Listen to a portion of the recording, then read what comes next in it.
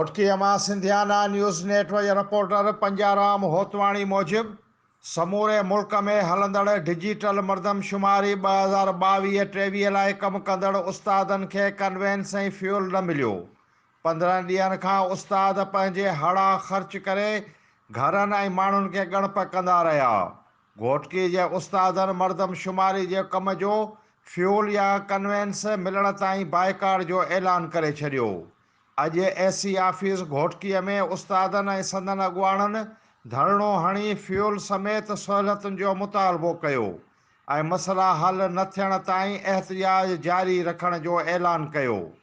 एहतजाज में पेटे अलफ़ जे अॻुवाणनि सिकंदर अली, सिराज अहमद, हाकिम अली मीराणी, गस्टा जे अॻुवाण कमरदीन बुलो, सैयद एजाज़ अहमद शाह, सैयद जाफ़र शाह, मोहम्मद इदरीस महर, अब्दुल रज़ाक सारग, सिफ़त अली गबोल, सैयद एजाज़ शाह, बशीर सुंदराणी, मुज़फ़र अली मीराणी, ज़ुल्फ़कार अली चाचड़, एहसानुल्लाह दायो, उस्ताद कुर्बान मीराणी, हबीबुल्लाह चाचड़ समेत केतिरनि ई उस्तादनि शिरकत कई।